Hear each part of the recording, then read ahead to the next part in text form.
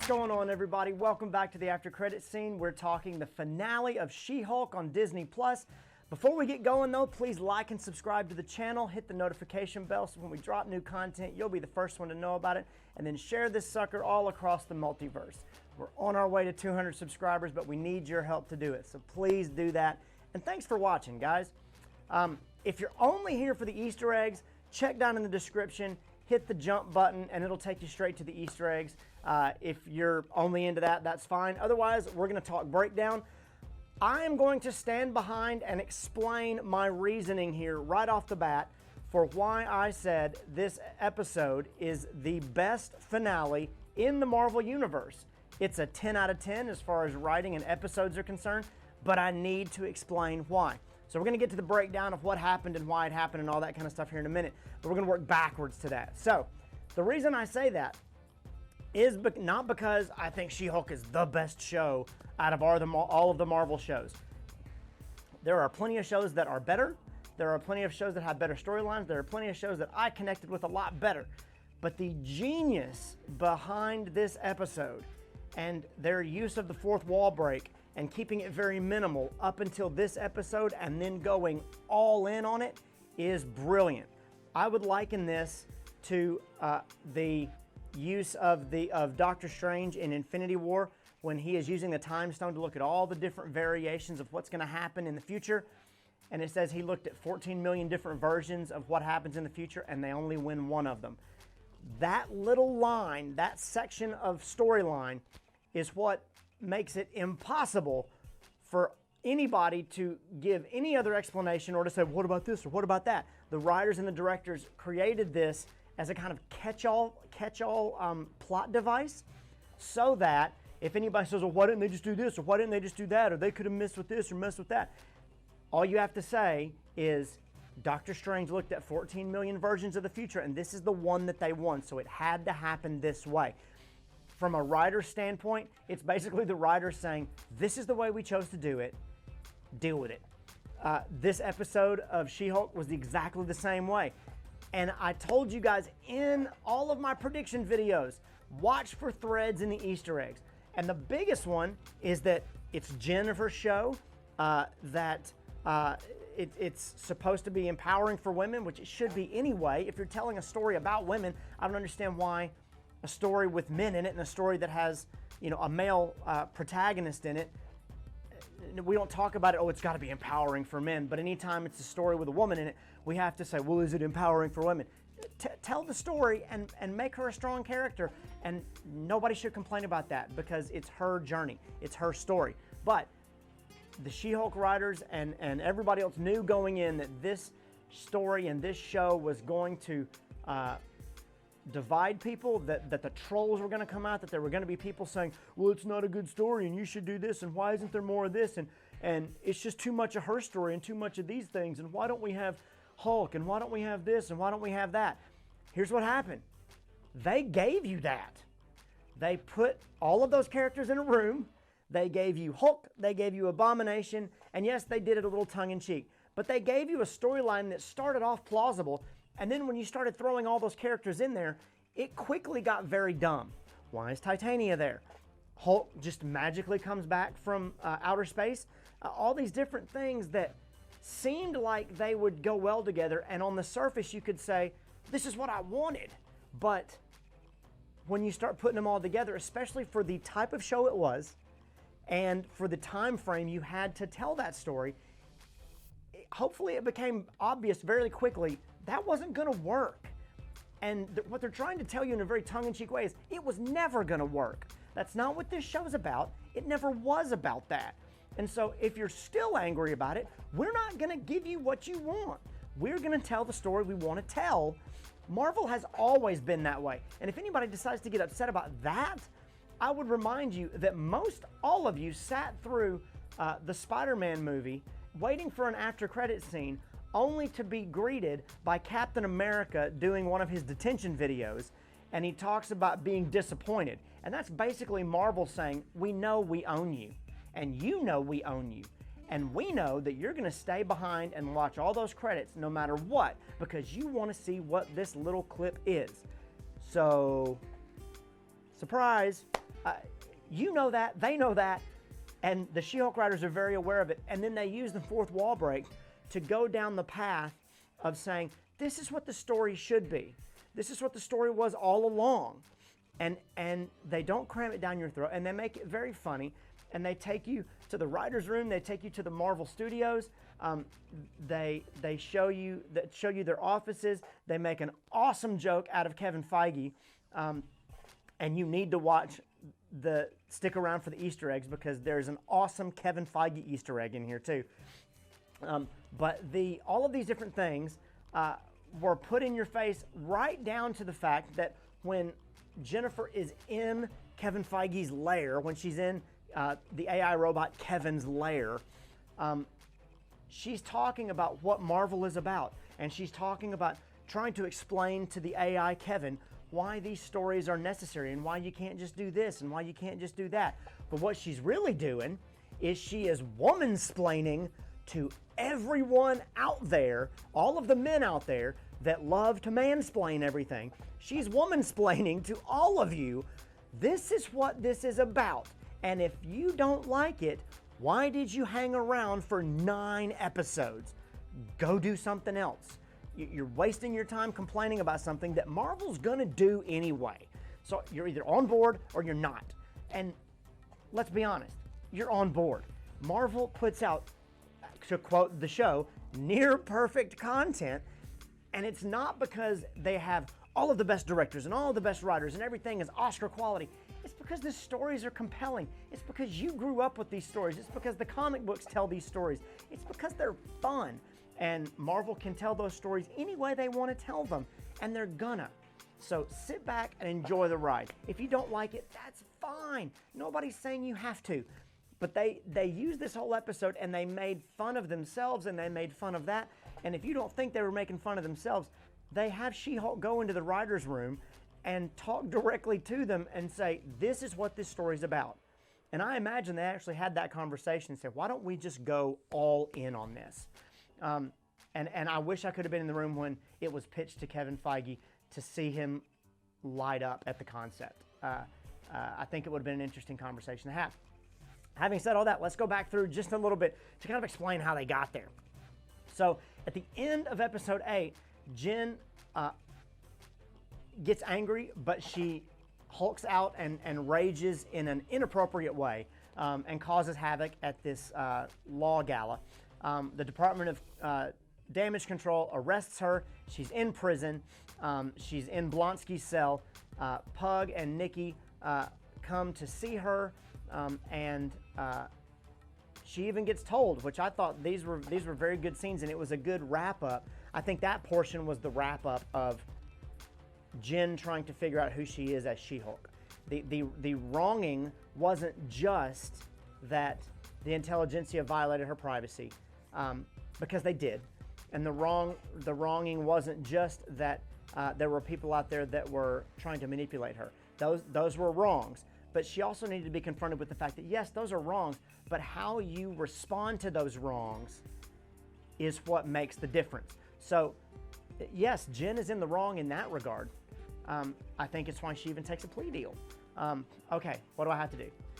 But when she gets the bracelet put on, the inhibitor put on, she loses her job, she loses her apartment because she can't afford it. She has to move back in with her parents, and she's sitting there and she breaks the fourth wall and says, this is what I wanted, but it's not what I wanted. And you'll notice that all of the changes that were made when she breaks the fourth wall, quite literally, to go and change the story with Disney and the robot AI K.E.V.I.N, none of the changes involve her not taking responsibility for her actions. She still had to go to prison. She still, because everything ends up at Blonsky's retreat center. So everything that happened up until she got to Blonsky's retreat center is exactly what happened. She took responsibility for her actions by saying, look, yes, I got angry. I had every right to get angry, but because I'm a Hulk and I did it in such a way that it put people in danger, that was wrong. I should not have done that. But making an argument that she was set up, that she was put in that situation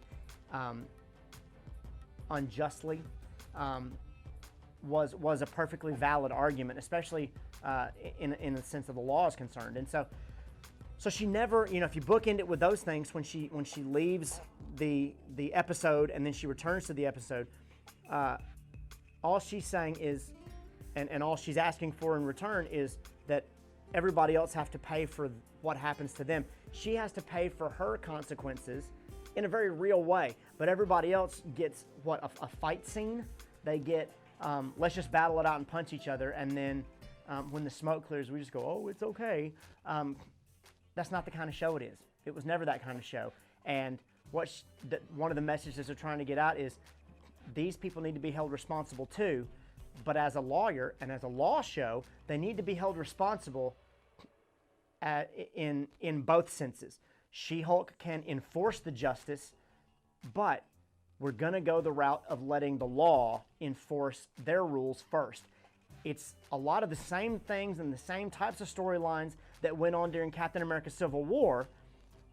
It's just couched in a comedy and couched in a different way. Now, I'm not saying this movie is in any way, that movie, that Civil War and She-Hulk are on the same tier. They're not. They're just different stories. They're different characters in different mediums telling somewhat of the same story. The Sokovia Accords were that thing where Tony is saying, we should let the law decide, and we should do that. And Captain America is saying, no, there's some gray area here that we need to be allowed to function in. They're both right, but that's where that tension comes from, and that's where the tension in Jen's life comes from. Is her trying to figure out how am I supposed to be both of these people? How am I supposed to handle the law and also handle being a superhero? I think that's one of the reasons, among many, that she's drawn to Matt Murdock, because he's willing to see the best of both of those things in her, and allow her to be herself. And so in that regard, I think all of those things fit together very well. When she gets to Blonsky's retreat, she's off in one area, but you find out pretty quickly, if you pay attention to the posters and the other things in the background, at the Intelligentsia meeting, they're in Blonsky's retreat hut. They try to show you and make it so you don't really notice at first. But again, the Easter eggs, the threads, you can see the posters in the background, and they are Blonsky quotes. So you know where they're at. In addition to that, Nikki is out in the car saying, oh, you can't get cell service here. You find out pretty quick they're in the same place, but why? And you find out pretty quick that it's because Blonsky has rented out his retreat center, but he's also used it as an opportunity to let these guys pay him to turn into the Abomination. Has nothing to do with whether he agrees with what they're doing, but everything to do with, hey, they're paying me and I'll do just about anything for a buck. That actually sets up his Thunderbolts plot line pretty well. It fits his character. It fits what happens in the after credit scene, which we'll talk about in a little bit too. But all of those things fit really well right up until the reveal of Hulk King, and he takes Jen's blood and pumps it into himself. It definitely fits his character, but they already established early on with Bruce and Jen in the very first episode, that doesn't work, because it's not just about having her blood, it's about your DNA and that Banner DNA. Something about them and something about her and her DNA allowed that gamma radiation to be absorbed and turn them into a Hulk. It wasn't going to work. So as soon as it happened, I thought, we've already established that doesn't work. What's going on here? And I trusted the writing. The writing was not designed. I mean, the writing in the show has been very good. There have not been any plot holes, not very many, maybe little things that you could nitpick about, but nothing massive. But this was a massive one. And then Titania bursting in what is she doing here? Why did Hulk just burst in here? And it certainly gives off those, oh, we're about to have a battle, but it was unnecessary. And that's where Jen goes, wait. And at that point, if you pay attention, with the exception of Titania, and you could even argue that Titania is a stereotype of a type of woman that is almost anti-woman, and we'll get there in a second. But that room is full of men. And that last episode was not going to be driven by male characters. Who is Hulk King, and let's go infiltrate these guys, and let's give them fair screen time, and let's give them this. The whole point is that you should not give airtime to these people. That's been their message from the get-go. That was probably their message in the writer's room. There are people that are not going to like this show, and we don't need to give them a voice. If anything, we need to push back against it. And this is not the first time that Marvel's seen that. They've been dealing with it through WandaVision. They've been dealing with it through Captain Marvel. They've been dealing with it with Miss Marvel. All of these different things, they're not new to it. They dealt with it with Black Widow. All these different storylines, and this is just the first show that's in your face, turned around and said, no more. We're not listening to your trolling. We're not listening to this banter anymore. And the character in the show literally turns around and says, no, we're not doing this. This is my show, and this is what this show's about. I loved it. And in that regard, anybody out there that thinks that this show, should have done it this way, or should have done it that way, or should have been this, or should have been that, because of the way the story was written, because of the way the show was written, you can't argue that. The only thing that you're left to argue is your opinion about how the show should have gone. But it all goes back to, it's not your show. You didn't write it. It's not the story you're telling. And if you were, you can tell it any way you want to. So in that regard, it is a 10 out of 10. It was written exactly the way it needed to be written. It was put out there in exactly the way it needed to be put out there. And as far as the finale for this show, and as far as the finale in general, how should it have wrapped up? How is it going to put the trolls to rest and wrap up the storylines? It probably did that just because of that loophole there, where you can say, this is the story they were supposed to tell. In that regard, it's one of the best finales out there, because you can't argue, well, they should have done this, and they should have done that, and they should have done this, and they missed out on this, and what did it lead up to? They told exactly the story they were supposed to tell, the way that the characters wanted it told, and they poked fun at you while they did it.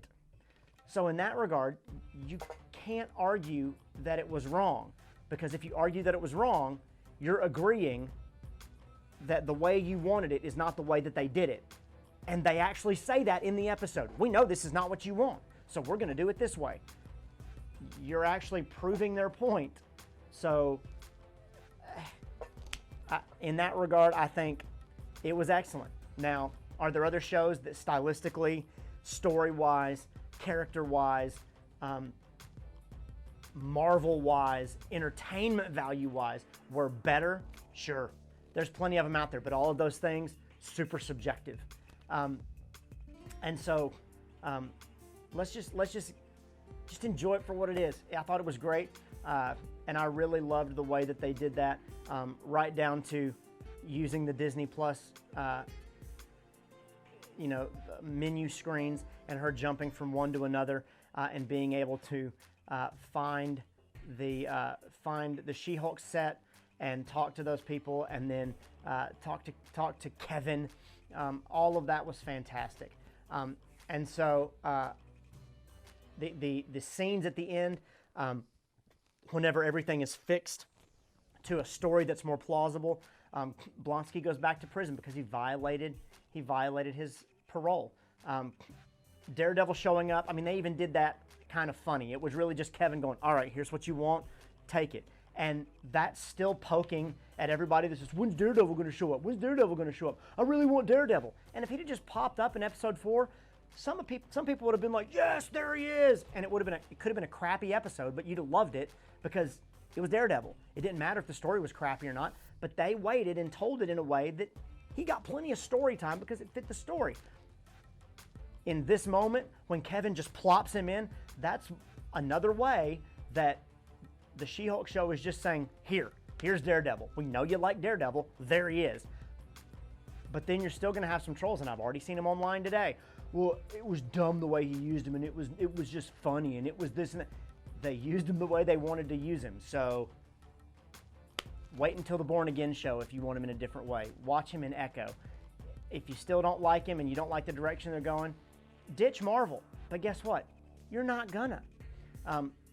Because they make good content and they're fun to watch. So in that regard, plopping him in, the Hulk King getting arrested because he invaded Jen's privacy. He put things out there. He all kinds of things that the law would definitely get him in trouble for. He got in trouble for, and because of that, Jen was able to plead her case and be allowed to go about her life in a normal way. And then you cut to her family having a picnic.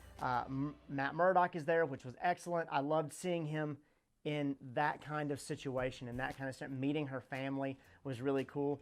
Whether or not that relationship lasts, I really don't care. My guess is it's not gonna. It's just fun to see them in and out of that.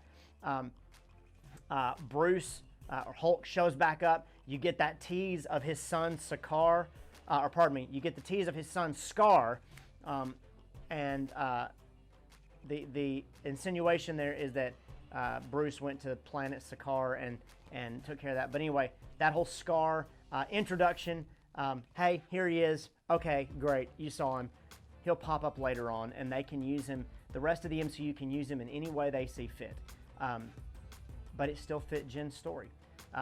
And then the after credit scene with Wong getting Blonsky out of prison was excellent, and that definitely is going to tease, can tease a whole bunch of different things. Can tease Thunderbolts, can tease World War Hulk, can tease all kinds of different things, along with Scar and all those other guys. So I loved the episode. As far as tempering my expectations, this is one of the first episodes where I tempered my expectations and it exceeded them. The show was excellent as far as being a good show and being good for what it was trying to do. Was it my favorite Marvel show? No, but I'm more prone and more connected to other characters. I really love Loki. I really loved Moon Knight. As far as introducing a new character to me I'd never really seen before, Moon Knight, Miss Marvel, were both really, really great. But they all have different tones, and that's okay. Marvel has the opportunity to do that and to add those different characters in. And if you want to know their stories and you want to enjoy them in that regard, do so. If not, go watch the movies and get different pieces of backstory there. They're going to do a decent job of connecting these stories and telling these stories in a way that you don't have to watch 90 hours of content, 100 and however many hours of content to be able to just enjoy going to the movies. And I think that's the really cool thing about Marvel is I get excited about going to the movies again in ways that I did when I was a kid in the 80s and the early 90s that I didn't really get excited about in the early 2000s. And so it brought back it's bringing back some of those things for me, and I'm really enjoying those things. Tell us what you guys think about that. I'm curious to see. I know some of you guys are going to say, oh, well, it's not the best one, and I can prove that it's not, and I can prove that whatever. Okay, yeah, go for it. I'm not going to listen to it. But you can have an interesting discussion in the comments. Let's get right into some Easter eggs. There were a ton of them, and they were all fantastic. The intro to this episode, the old school Hulk episode, but they threw Jen into it, and they made everybody else, they made her more colorful in that episode in that regard. And it's like, do you want, is this what you want? We're going to give you everything that you want. But you're going to realize in a hurry, it's not exactly what you wanted. You say you want the 70s show, but you don't really want the 70s show. I thought that was funny. And then right down to my favorite part of that, even though I loved Jen being a part of that, and you won't like me when I'm angry, was the 70s done up version of Mark Ruffalo looking like the old school version of Bruce Banner. Was fantastic with the curly hair and the glasses and the denim, and is fantastic. Really great intro. Really awesome way to start that episode. It had me hooked from the beginning, and it should have let you know they're going to do some crazy stuff in this episode. Even the title of that, they referenced Savage She-Hulk, which is the title of one of the She-Hulk comic runs. There are some little Easter eggs and some name drops in Jen's Intelligentsia board. You should go back and look up those for yourself. There are some name drops in Jen's phone when she's flipping through looking for a phone number, and there are the names in her phone. There's some name drops there to some different people involved in the show as well. I thought they used Pug and Nikki very well in this episode, and while they're trying to figure out what to do with the earbuds and all those different things, Jen is, you find out she's on the other side of the compound, but she's reading one of Blonsky's books, and it's called Deep Haikus. That book, I would love to see that book or a Twitter feed with Blonsky haikus. I think that would be awesome. I would love to have that book for real on my shelf in my office. The literal wall breaks as the Disney Plus menu came up and Jen drops out of there into the assembled episodes, and she goes and finds the She-Hulk writers was fantastic. The QR code in this episode is on the door of the She-Hulk production studio. Whenever she closes the door, the QR code is there. When you click on it, it will take you to a Marvel digital comic, and that comic is a sensational She-Hulk comic, number 50, and that comic actually has Jen arguing with the creators of the comic book as to why they made certain decisions the way they made them. And Jen and She-Hulk are quite literally saying, no, this is the story we're going to tell. And so they took a lot of the stories directly from the comic books. So anybody out there that was saying, oh, I didn't like it, it was dumb, it was this, it was that, it's just another way that the writers, which are on point in this series, are saying, we used the source material. We used exactly what some of you guys will complain about all the time. We went back to the source material and we were honest with it, we honored it, we respected it, and you still had complaints. So hopefully this type of show is going to be one that people can point back to and go, the trolls are never happy. Never happy. And honestly, it wouldn't, if I was a Marvel executive, it wouldn't really bother me at all. Our bottom line's gonna be fine. If this gets rid of some of the vitriol and it calms some people down, and it's either gonna win some people to our side that said, oh, I see what you did there and I get it. Or the people that just said, oh, this is enough, and they actually peeled off and left for good, great. They're not gonna be hurting for fans. They haven't touched Deadpool, they haven't touched X-Men, they haven't touched the Fantastic Four. They're not gonna run out of money anytime soon. So anybody that thinks that they're disappearing or that the stories are gonna get bad, they're here for a while. I'm excited about that because that means my YouTube channel is gonna be able to go on for quite some time. But they're gonna be around for a while. I loved those aspects and the writer's room and all those different things, especially being honest with the source material when it comes to the comic books that they used. That was the QR code. I took a little bit of a rant there. As she's walking around, she gets into the writer's room. There are some Captain America posters in there that look like Uncle Sam posters. I want you, those kind of things. Those posters were in there. Those are really cool. When she goes to see Kevin, she actually goes into the actual offices of Marvel Studios. There are plenty of actors or people that have visited Marvel Studios that have taken pictures in front of that Marvel Studios logo with the cosmic background. That was actually the offices. And right down to them asking you to sign an NDA. I've heard tell of whenever you go in there, before you ever go into an office, you have to sign an NDA. Anything you see behind these doors, you cannot talk about because you might hear something, you might get a little hint of something. There may be a picture on a wall or something that you're not supposed to see. And anything, you walk past a door and it swings open and you happen to see something on the wall. You cannot say anything. They're serious about that because they're serious about their stories. And so in that regard, I thought those things were really cool. When we get confronted with Kevin, I think this is the perfect way to do it. I think it's funny that, no, you're not actually going to get Kevin Feige in an episode. He doesn't want to be in an episode. But the robot version of Kevin kind of adds to the mystique and the legend of how does Kevin Feige keep all this together? And man, Kevin Feige is like a god and he's just piecing all this together and he must have all these things. And there's this room where not only does he have walls full of the movies playing so he can keep all the threads in line, but there's actually pillars that have She-Hulk comics in them for him to refer to. So yes, he got that job not just because he knew all things Marvel, but because he's good at what he does. And so in that regard, having all those things I thought was fantastic. The lights on the Kevin AI, red, green, and blue, that is the standard format RGB for what movies are filmed in. So, and for one of the palettes and others, CMYK and that kind of thing too. But predominantly, things are filmed color-wise in red, green, blue spectrum. So him having those lights was an AV Easter egg. And then his visor, the visor for the film lens. If you go back and look, there's a visor for the film lens, and right above it, it has the visor, and then it says the shade for the film lens, and it says K.E.V.I.N. It has K.E.V.I.N, and it says, you know,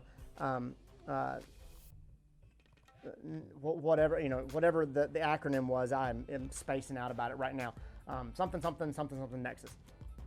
That visor, coupled with the little plate in front of it, looks like a hat.